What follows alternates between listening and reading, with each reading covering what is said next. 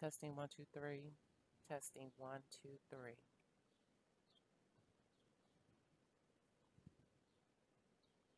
Salutations, brave hearts, urbanites, and Coach Mad Hatters.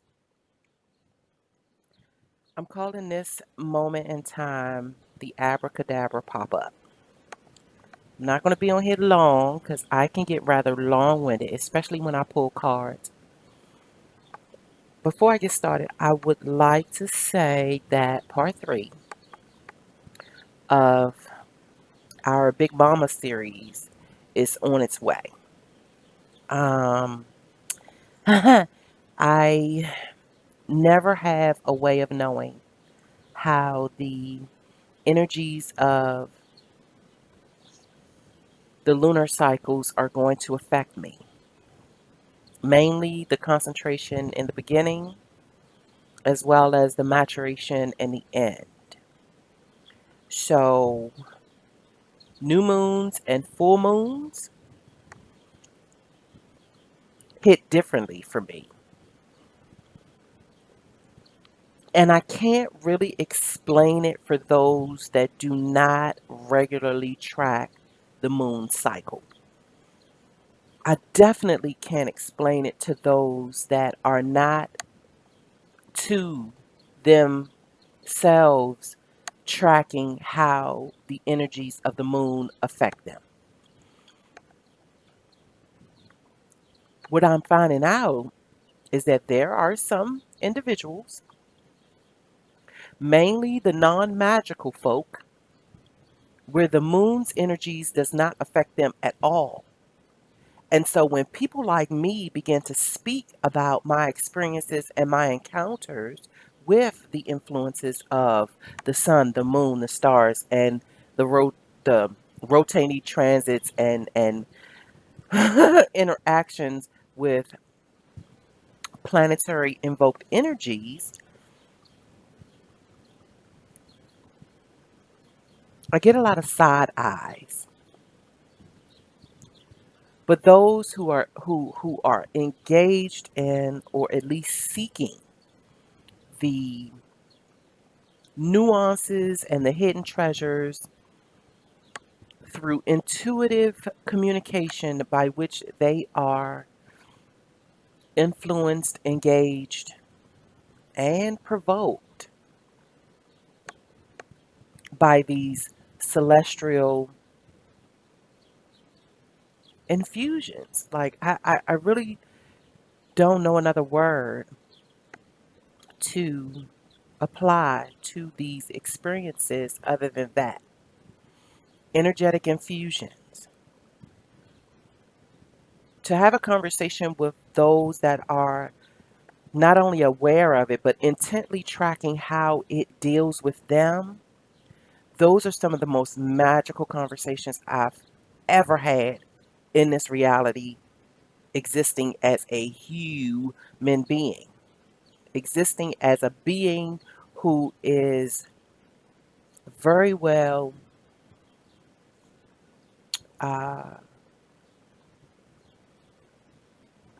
what is the word that I am looking for? Influenced, who's very well infused, enriched, enhanced, engaged by these non physical components, elements. All of that to say that part three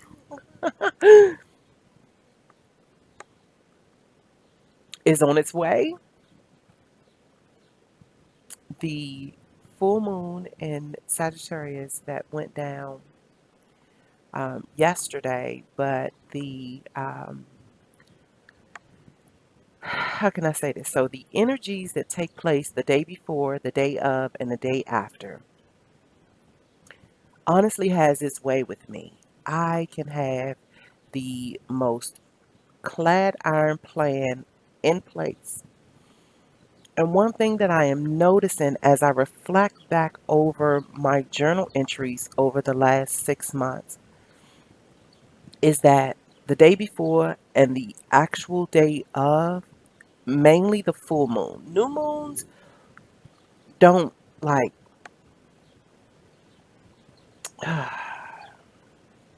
don't really be up in my face.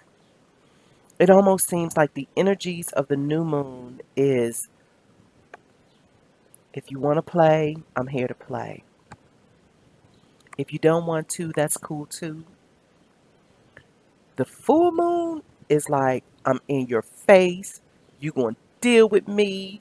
You gonna, yeah, we gonna contemplate. We gonna figure this shit out. And I ain't going nowhere. So you might as well like face me and see what I have to say to you. See what I have to offer. And I'm expecting you to engage me on an equal with equal interaction, with equal engagement, and I'm expecting reciprocity when I show up.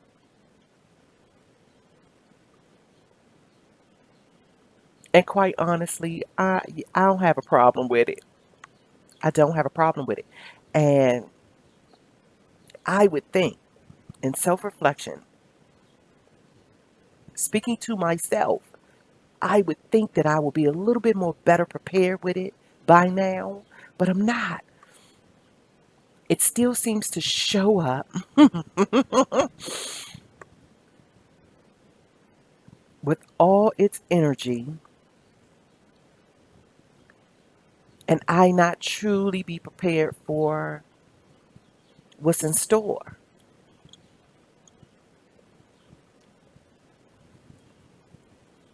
This one was a particularly magical energy. It had me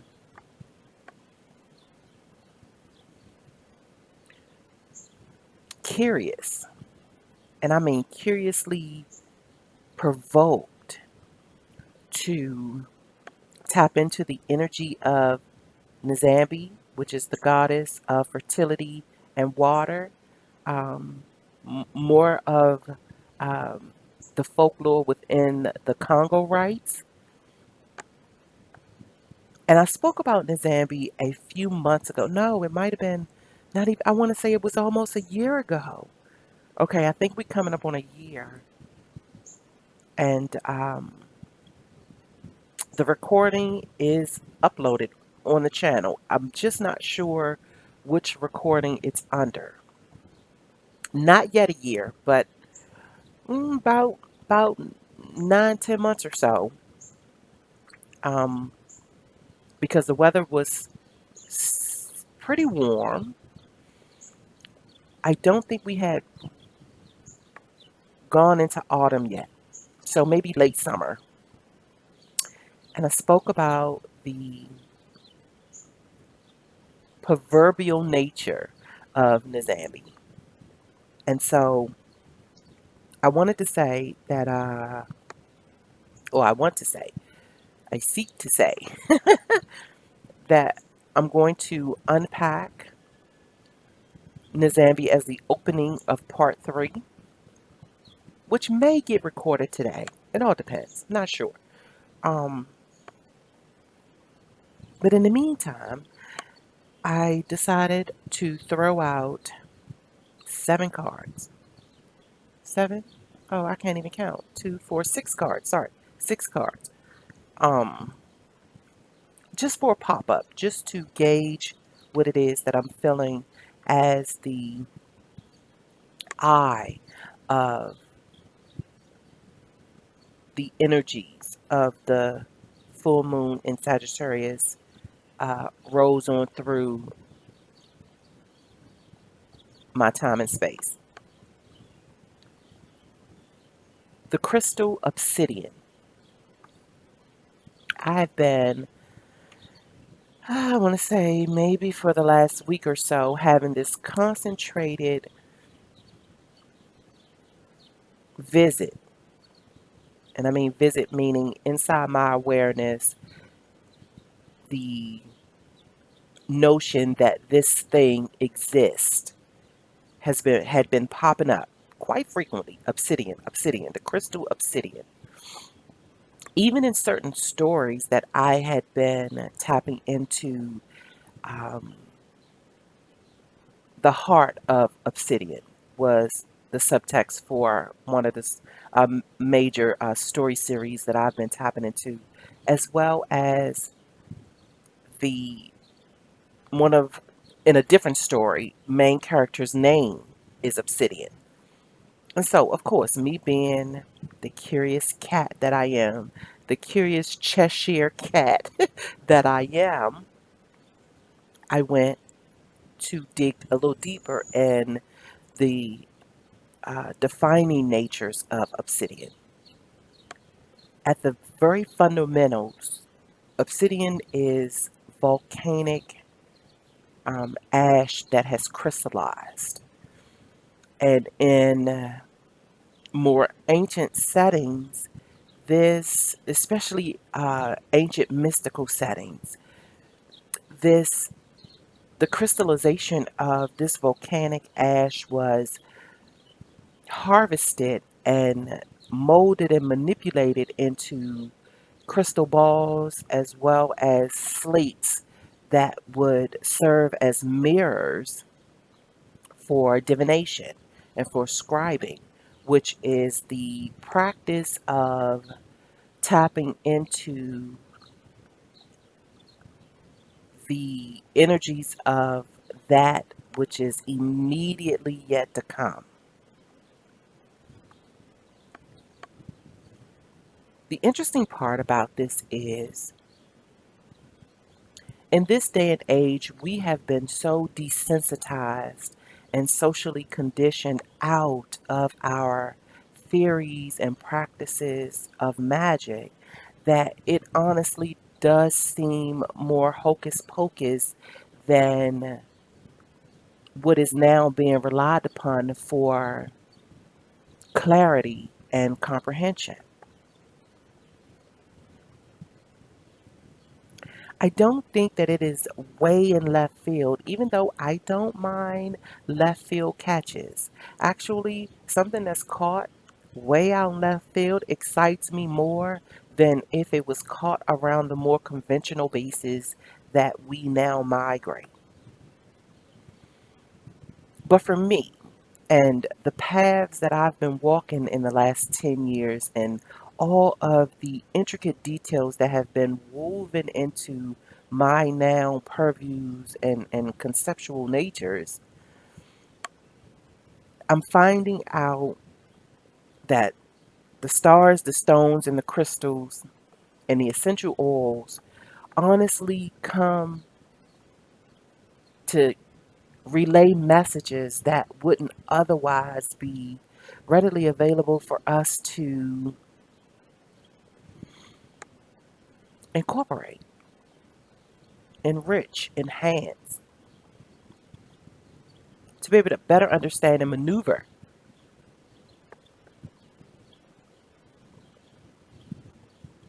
I have been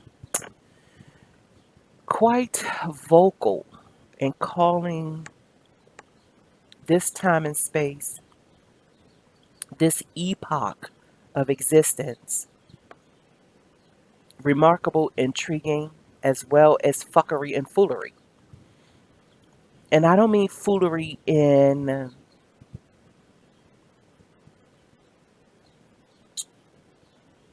a sarcastic, sassy kind of way.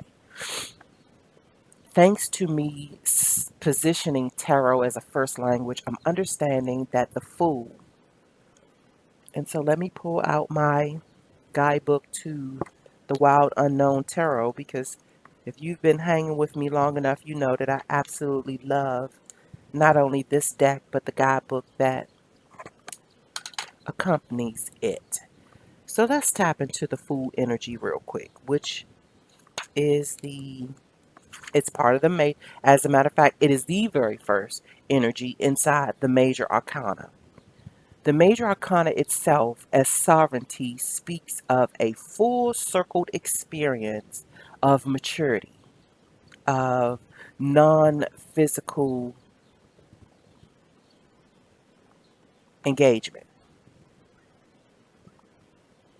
Speaking of which, I have in the last slide of this recording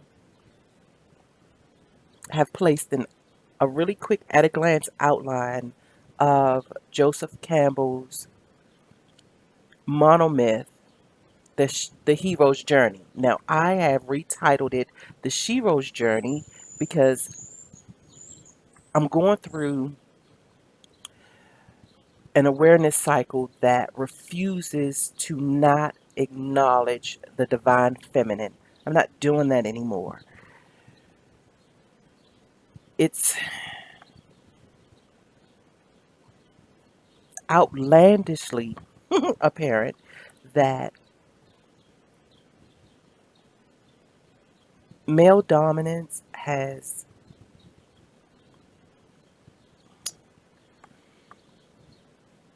and I pause because it's so cliche-ish to even say the patriarchal male dominant ruling entities of society. But I mean, how can you like get away from that without allowing the punch to have its way? The tough truth of the matters is that there is this unjust, unsanctified energy of male dominating forces that have done an meticulous and eloquently meticulous job with vilifying that which could and is considered femininity in all its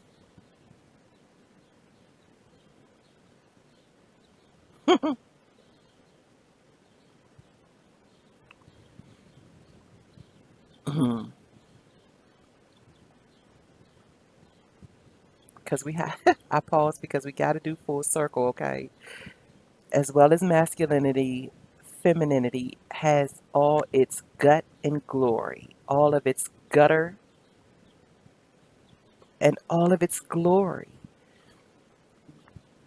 We do ourselves an injustice to try to observe something without understanding that it all has flip sides to it. It all has a negative and a positive. It all has its light and darkness to it. You have we me. Let's just simplify this. I am moving in a concept that says that in order for me to understand the entirety of anything, I must be able to observe its light and its darkness.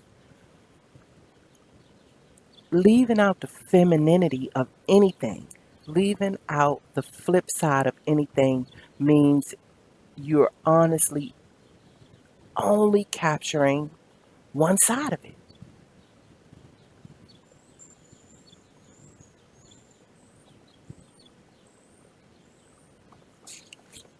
I said I wasn't going to be long winded, didn't I? I ain't even got to the cards yet. Okay, so I don't look at foolery in a bad light. I used to. Mainly because of the hood rhetoric that I was often exposed to that made the fool seem as if it wasn't worthy of its light side. It was only spoken in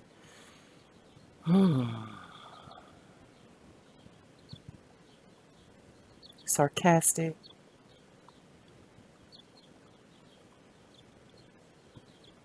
very low light at best. Tarot simply stations it as the beginner's mind, meaning you do not have any first-hand knowledge of something, place, person, etc., etc. So, the Fool is the energy of spontaneity, it's the energy of innocence.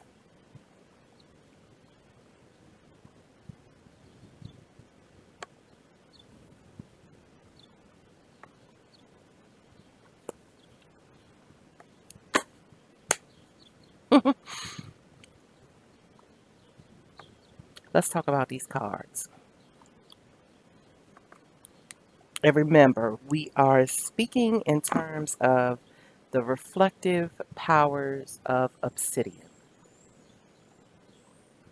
As a matter of fact, before I even do that, let me just real quick tap into the meaning of obsidian. Since I already have it up and had intentions to do so, we will lead with this.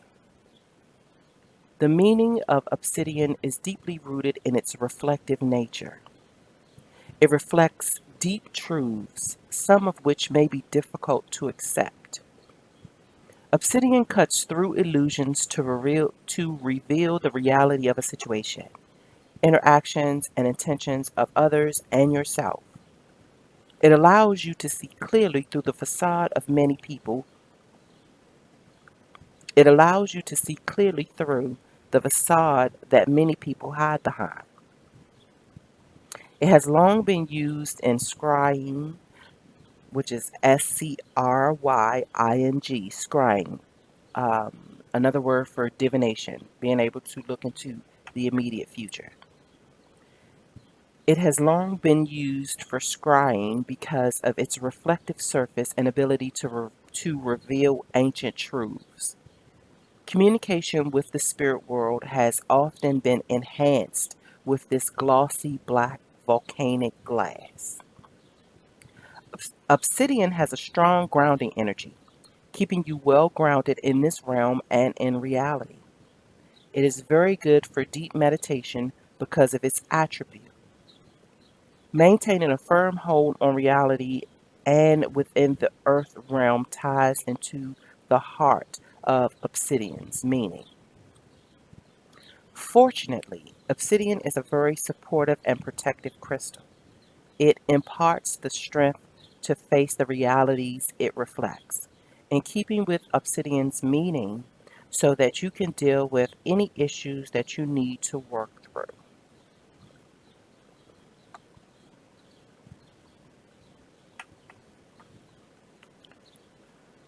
The magical moment with throwing out these cards is that I had no intentions on doing so. I'm beginning to be rather humbled as well as honored with my moments when I decide to shuffle cards or just hold them in my hand or do what I now call charging them when I there's a certain kind of shuffle that I do mindlessly um, when I'm proofreading or editing something, and its energy it's sort of like what folks do when they play with those stress balls that they can hold in their hands and they can just squeeze without having any conscious awareness around it. It's just like it's a motion that sort of plays in the background while you're doing something else, helps flow the concentration along. And so I began, I want to say several weeks ago, to have my cards serve in that nature. What I seem to be latching onto is when the cards fall. Now, sometimes it all depends. Sometimes when they fall, I'll just scoop them back up, put them in the deck, and continue shuffling. When this happened this morning, yet again, four cards come out, and immediately the thought says, lay them out, tap into their meaning. So the cards: Ten of Swords, Six of Wands, the Lovers, King of Pentacles. Now, as a Capricorn Sun, Virgo Moon, Virgo Ascending, I have noticed in the last few weeks the heavy rotation in some of my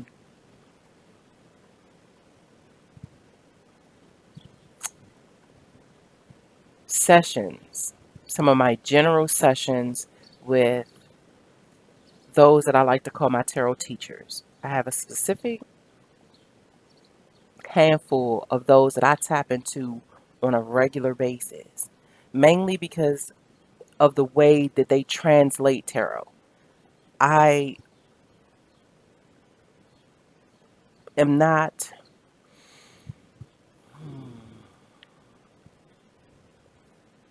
let me slow down and say this.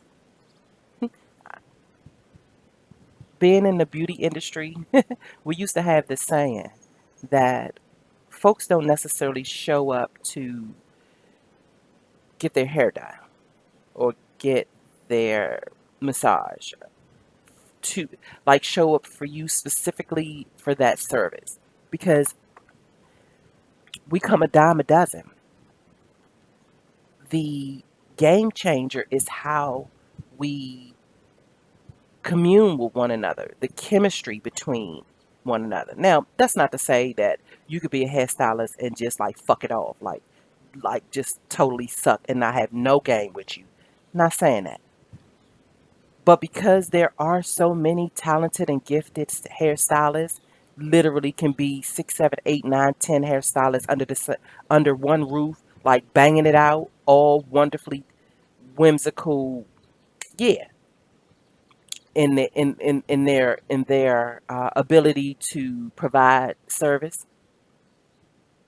It's honestly about how you flow with a certain individual, which would determine if they become somebody who only comes once, or you see them once a week, twice a week, once a month on a reoccurring nature to the point where you are building a long standing relationship.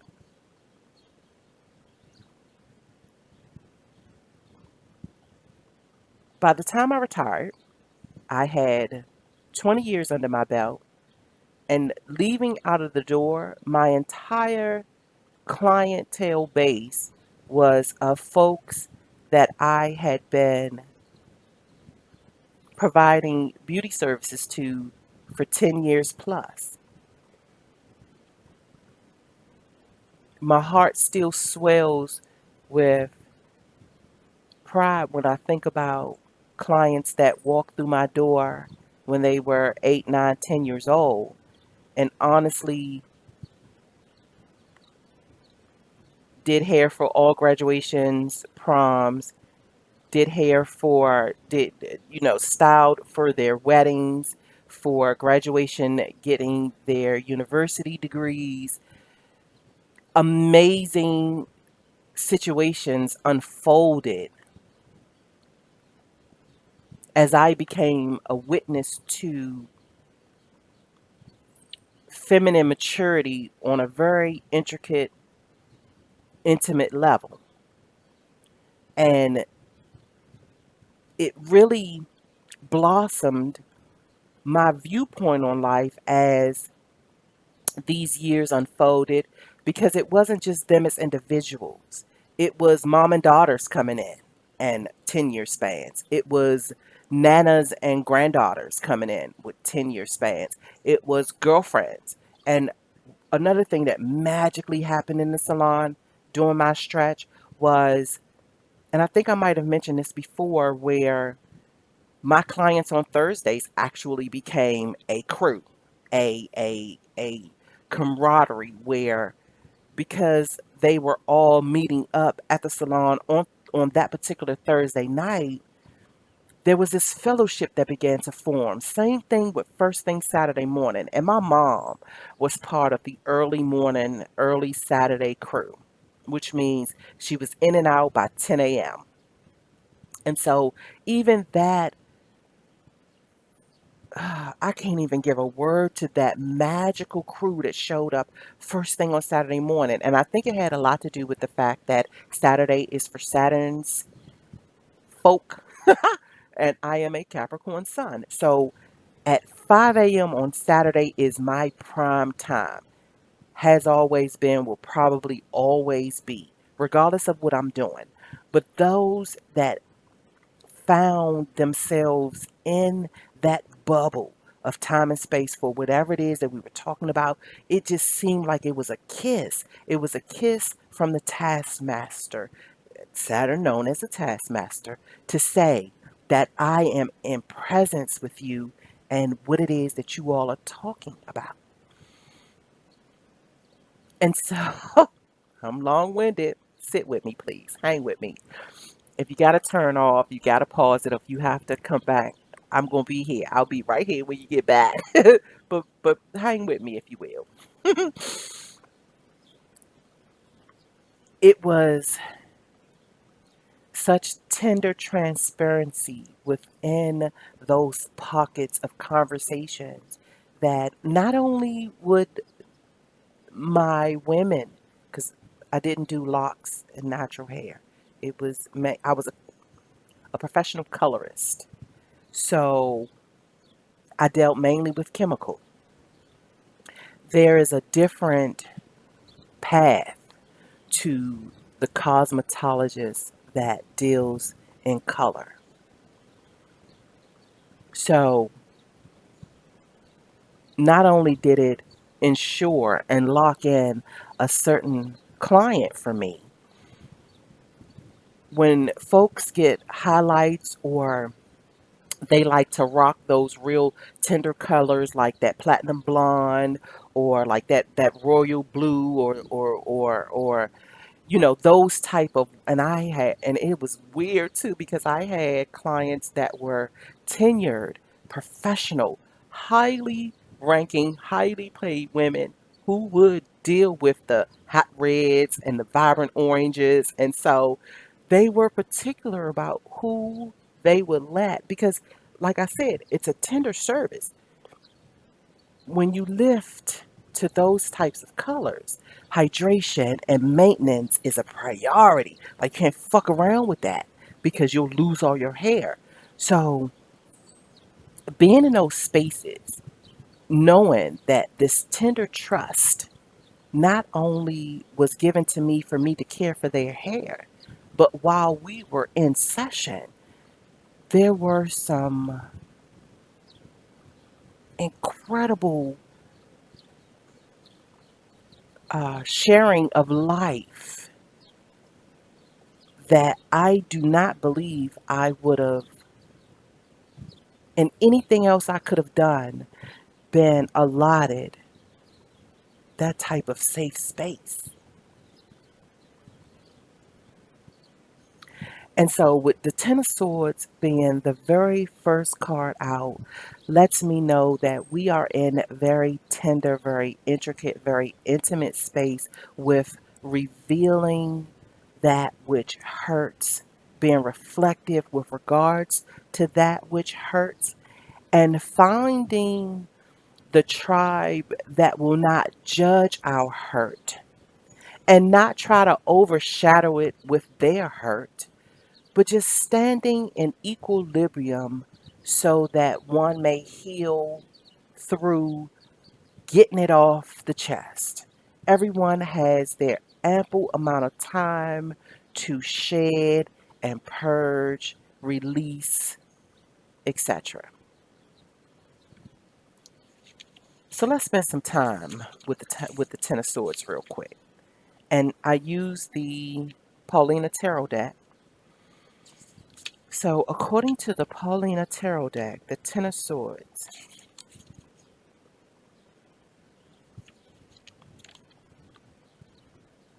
a bright full moon shines light on a weary girl, bringing new cycles of life. Blue is the color of calm, and the color pink signifies renewed good health. The meaning of the Ten of Swords is an inevitable ending, emerging from the darkness, a time to recuperate, a sign that the worst is over.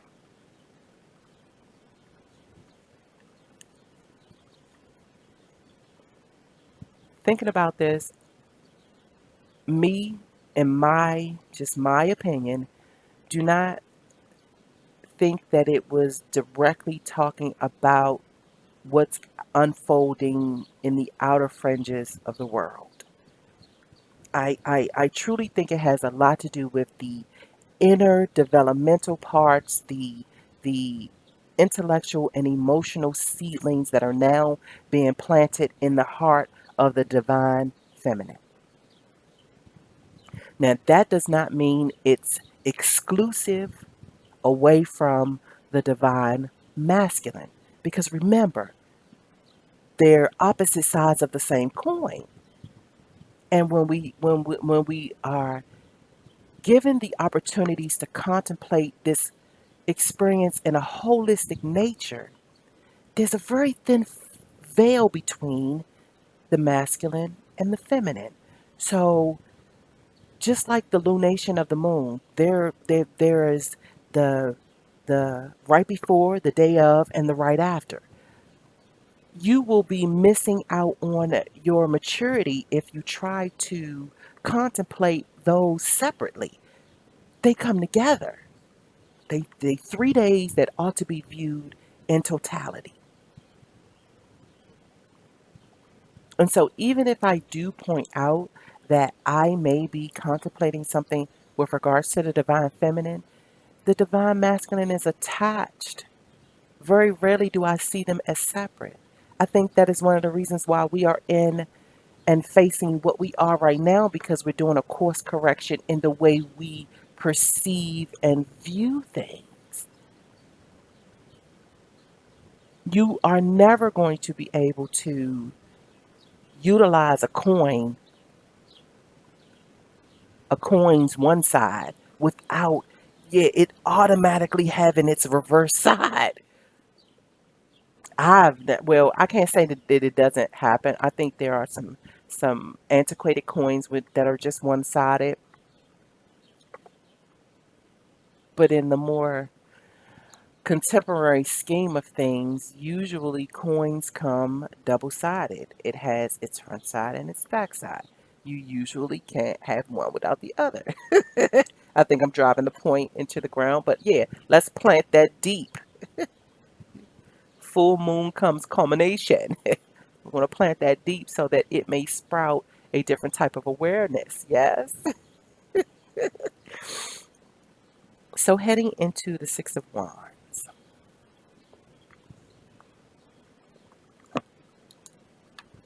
ascending into the blue sky, the boy holds his hand high in a sign of victory. The misplaced penguins need to find their rightful place. The two-headed bird signifies the divergence of confidence and arrogance, meaning the arrival of great news, success found through hard work, victory, and triumph.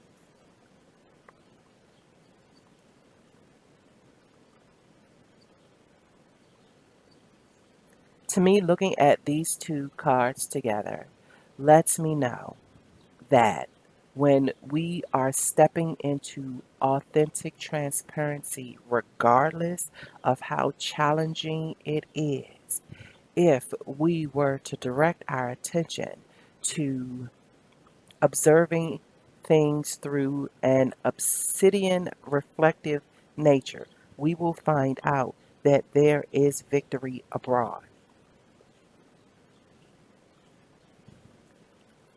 And so the next card is the Lovers, which is one of my favorite cards.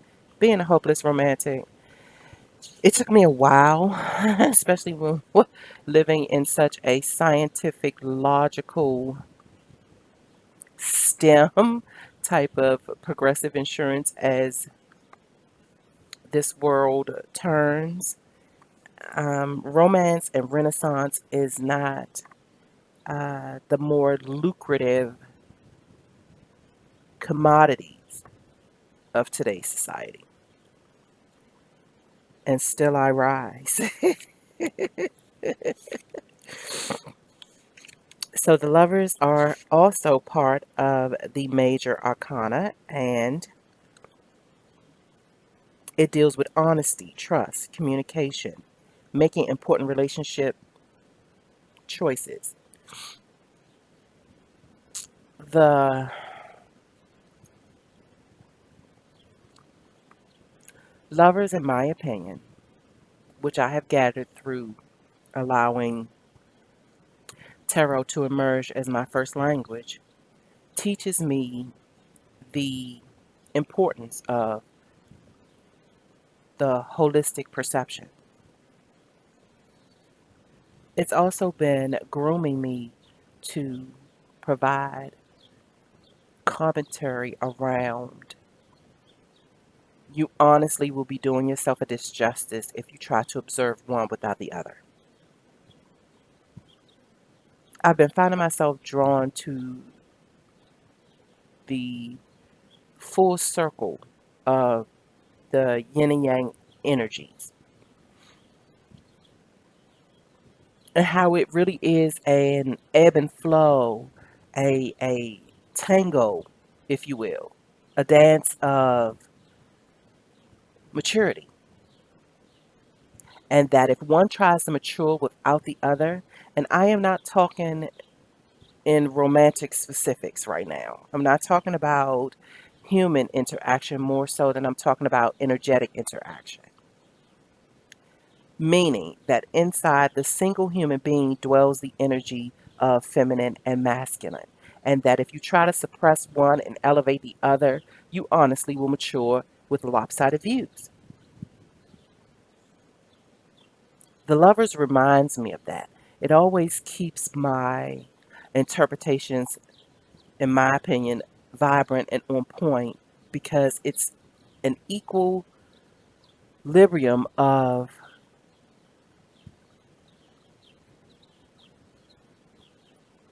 focus, of time and attention, where no energy goes untended, unattended. And so the last card for the tarot is the King of Pentacles.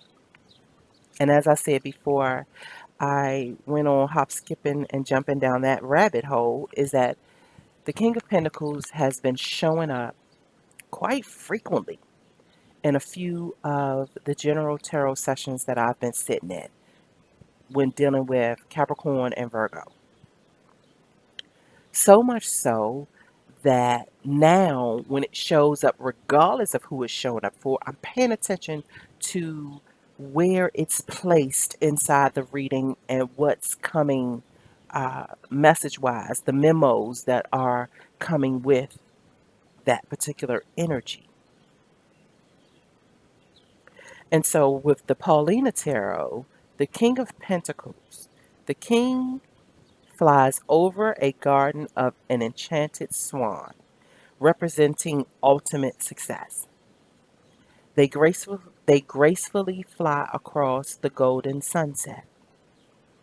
And the meaning for the King of Pentacles is ultimate fulfillment, financial security, a life of luxury, determined, and stability. Or should I, it says determined, but determination, the way I just said it, how that was situated. So, a life of luxury, determination, and stability. Now, seeing as that we're talking about an ancient language, I'm not really sure if a life of luxury is truly that which we now equate it to. Because luxury could mean a lot of things, just like beauty. It's honestly in the eye of the beholder of what one would consider luxury. It is very much a subjective term. However, you view luxury if in fact you are able to tap into this King of Pentacles energy that is obviously here and wants its presence known, wants us to know that it's here for the taking. It is here to accommodate those that have eyes to see, those that have an eye beyond the naked eye, those that have an eye to see, meaning you are able to close your eyes and sense and feel and indicate through that which dwells from the inside out. You have that, and you point your intuition towards latching on to that particular energy. There is something waiting for you. And I think that I'm getting to a point where I can easily explain. Should I say use the word explain? I can easily interpret, I can easily depict, I can easily put into words. Don't seem like I can easily do it right now, do it? How one can tap in. Often I get, well, what does it mean to tap in, tune in, turn on? So there's this thing called imagination, as well as this thing called intentful imagination. There's also this thing called visualization. Inside your mind's eye is the supreme soil for planting seeds of intention with a visual attachment to it. Not the same as fantasizing, but it is a fine line between the two.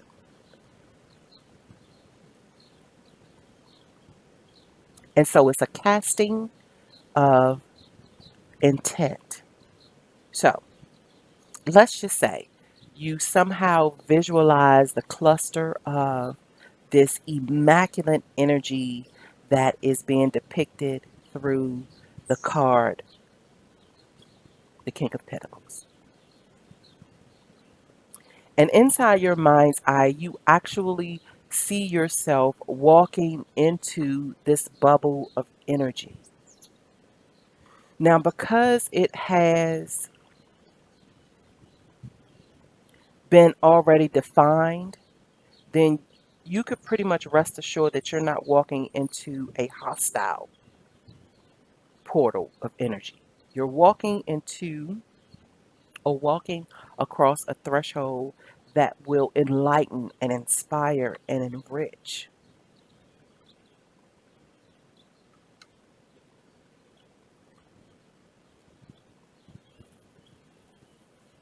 With that said, I'm going to end it. Like and it's weird too because I really feel like I could go another 40 minutes, but I'm not going to do that because I'm going to try my best to clear the energy so that I can tap into part three and get that uploaded as well.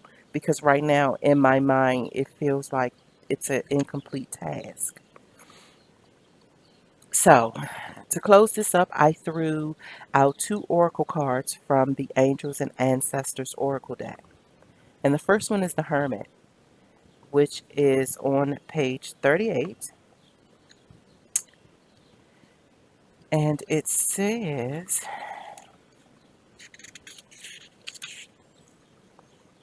retreat and recharge. Take time to rest and recuperate in order to continue your growth. Benefit from the information that will come directly from your heart space. The Hermit card is one of solitude and meditation. It represents your capacity to go within and arrive at the cave of your heart. Many of the answers to your problems lie within. And if you don't take the time to connect with yourself and feel comfortable alone, you won't be able to hear the messages that are rising up inside you. The cross-legged meditation position of the cave dweller Sadhu on this card is an invitation to harness the power of your meditation practices. Now, I will say, let me insert here and say that Light Watkins is one of my more majestic meditation gurus. This is my personal opinion. He simplifies the mysteries of meditation. I think I am, and like I said, I know I often say I'm going to be linking things in the show note, and I'll go and upload. And I'm going to say this to my defense. I usually be so in tuned with making sure that the uploading process doesn't get cut prematurely, and I come back to it and have to, that my mind kind of escapes all that I should be putting in the description box under the particular videos. But I do urge you to, I think it's lightwatkins.com, and he has daily messages that he will send directly to your inbox that will say really does hold its own weight in gold. as well as there are several videos on the Light Watkins YouTube channel that demystifies the practices of meditation. So he's a good place to start if in fact you're wondering how you can become more integrated with very PowerPointing latches on or tapping into, turning into, tuning into this thing we call meditation. You have been working hard and giving your all to your current situation, and it may become draining and detrimental to your development. For some reason, none of that sounded right. You have been working hard and giving your all to your current situation, and it may become draining and detrimental to your development unless you retreat and recharge your energies. So you are being guided to take a step back at this time. If you are working on bringing something together, your over involvement could impede the process. So retreat and breathe. If you have something to say or do that could have a larger impact on your life, spend some time in deep thought, even contemplation before moving forward. Often, when we rush in, we don't see how destructive our actions can be. So meditate and listen to your soul's wisdom before proceeding further. And so that's on, and I think I said that, page 38 of the guidebook. And the last card is the Shield Maiden. Make plans and focus. And that is on page 72 of the guidebook. Have a plan or strategy in place before moving forward. Have a plan or strategy in place before moving forward. Have a plan or strategy in place before moving forward. And I said that 3 times specifically for me. Maybe it'll give you an indication to do the same so that it can specifically work for you.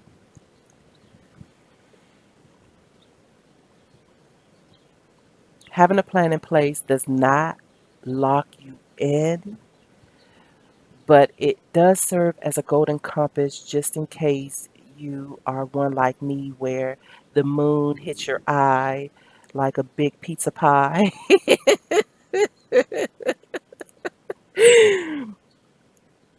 The Shield Maiden is a female knight in shining armor. In Viking traditions, women were seen as equal to men, and so joined them in their raids and fought with them on the battlefield. In this deck, the Shield Maiden brings a fiercely feminine energy, the power to be a warrior while retaining feminine sensitivities. She is ready to put her plan into action. She's ready to go into battle. Her medicine helps us move beyond any unsettled feelings when our plans start to take shape and follow through with our strategies in order to be where we want to be. Shield maidens worked together in times gone by to create shield walls of protection. So she also shows us how to work with others in order to bring our plans to fruition.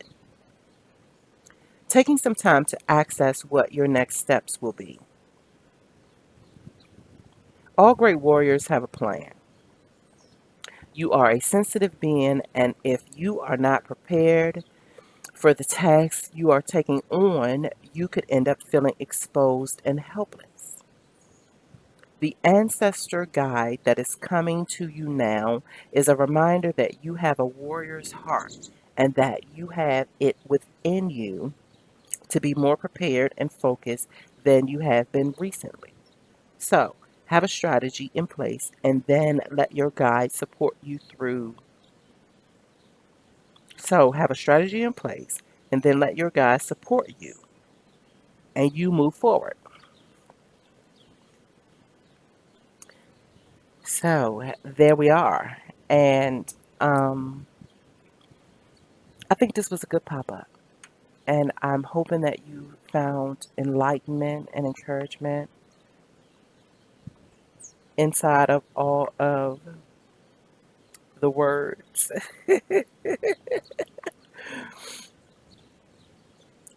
And I promise part three is on its way. Stay tuned throughout the rest. There are notifications and announcements that follow to put you in the know. T shirts are ready. Clubhouse coaching t shirts are ready. And yeah, so thanks for joining me. And until the next time, I wish you well.